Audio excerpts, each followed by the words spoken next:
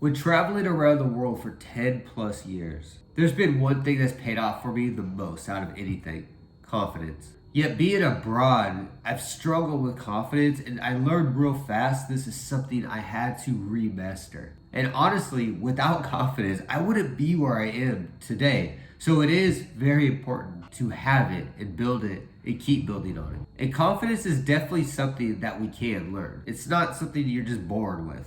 I used to be part of this bigger group of different people around the US that came together, and we did these little seminars, and the ones I was part of were in Portland, Oregon. And it was focused on money management, real estate investing and buying, overall business management and improvement. And my part of this event was I talked about confidence and communication. And after doing, it was right about 200 of these events, I learned, oddly enough, the most affected people usually are real estate and business professionals that run into confidence issues. And it came down to two main reasons why. And it was self-confidence, and it was the fear of failure.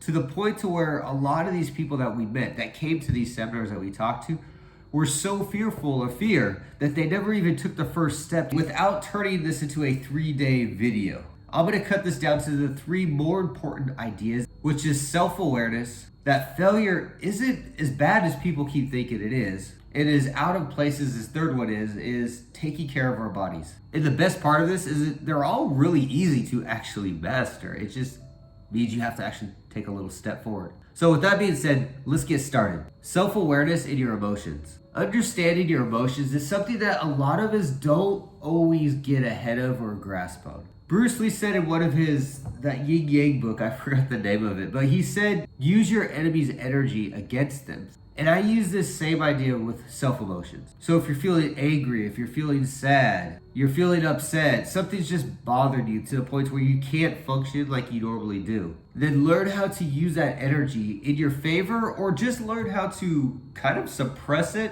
to the point where it's not unhealthy. Some of my most productive days I've ever had, seriously, is usually when I'm angry. If I'm angry about this, I will make sure this work gets done. And my anger is what pushes me. And I get way more done because I'm just so angrily focused. When you learn to control that emotion and how to direct it, it definitely starts turning into more of a motivator than it does a distraction. And honestly, at the end of the day, if you're angry, you're angry. If you're sad, you're sad. If you're upset, you're gonna be upset. You can't really just delete an emotion.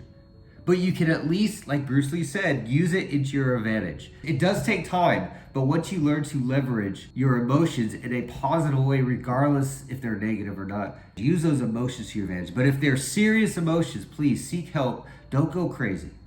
And don't allow them to take you over to a point where it's dangerous. Another little hack that I like to use is use your emotions to your advantage and be honest about your emotions when you're having a hard time.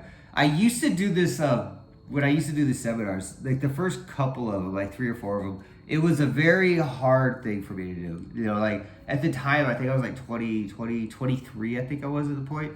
And I wasn't used to talking to a group of like 300-400 people, and I had to start doing this. What I used to do, this is a little trick I pulled off that worked a lot, was I would walk into these rooms, nervous as all hell. Everyone's sitting there eager with their notepads and stuff, ready to take notes, ready to learn.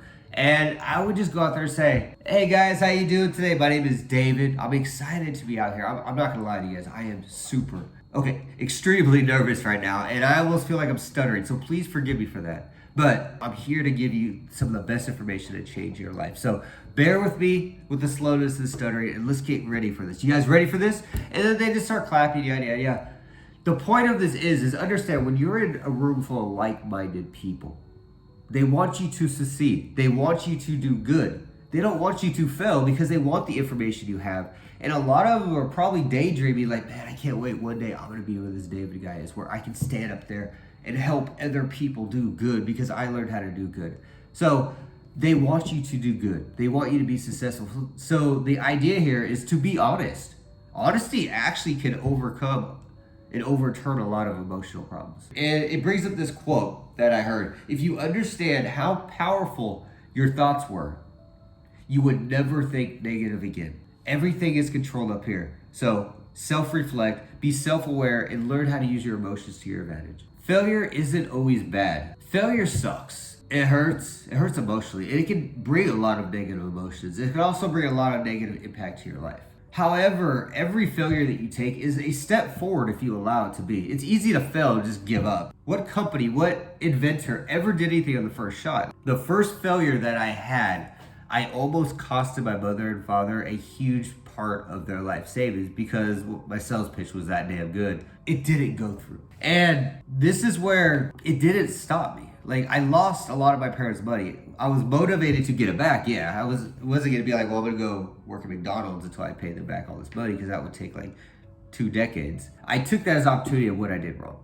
I learned the market better. I reflected on where I overstepped in the deal, where I understepped in the deal. And I bought one of those programs called Carlton Sheets No Money Down is what it was. And after learning the market better, learning what I did right, what I did wrong, and learning some of these different tactics on like setting up bank loans and leveraging property and what like that, my 4th property attempt, I owned it. I bought it. I had it under my name. Months later, I ended up refining it and paying my parents back with interest they didn't even ask for. Most people would have quit after they lost their parents' money, be like, shit, I gotta get a second job now.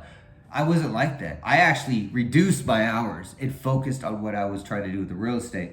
And that's a big part of just understanding failure isn't bad. And if you do think failure is bad, you are in a very wrong mindset. I think about it. Imagine if Elon Musk gave up SpaceX because of the first rocket explosion. What if Steve Jobs gave up after the Apple II computer? What if they gave up after the Lisa computer bust? They kept going, they learned their failures, and improved from it. Thinking of a big failure, Donald Trump, his father gave him, and I'm talking about the real estate side of it. I know a lot of people take his name political now, but this is way before that. But his father gave him like $1.6 million. It's like a nest egg kind of a thing before he went to jail. And he invested in real estate. And he brought his net worth up to like $5 billion. Great, right? Then the market crashed like 2018 or so. He was worth negative like $2 billion. So he had to start selling companies. This is where a lot of people said that his companies failed. Everybody's companies failed.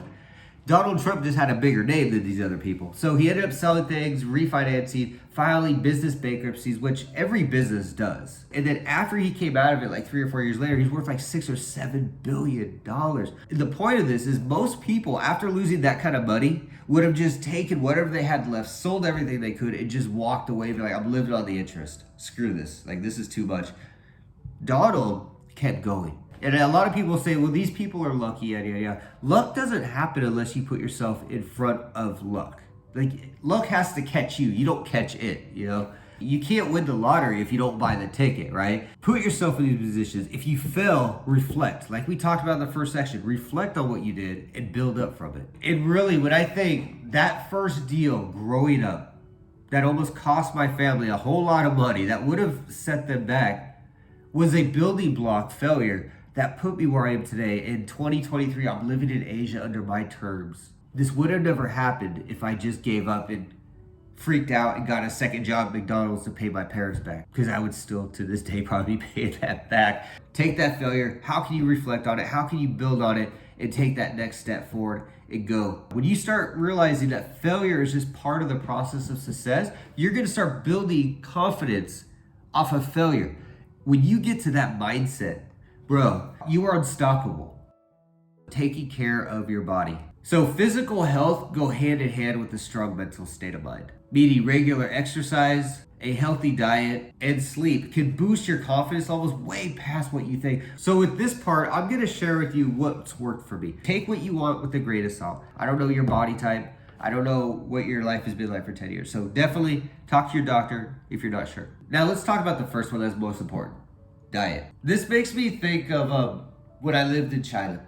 When I lived in Vietnam, you saw this common pattern that about 10 o'clock, everyone's pounding on noodles, pounding on rice, sugared coffees, and a bunch of fruit after all that. And by 11 o'clock, the entire country is asleep. And this always made me wonder, like, why? Like, they work like 3 or 4 hours a day. And most of that time, they're literally on Facebook or TikTok, just like, like mindless. How are they tired? And this is what I learned about keto. And I'm gonna tell you, starting a keto diet in Vietnam is not an easy thing to do. And if you don't know what keto is, or you're not following along with this, let me explain.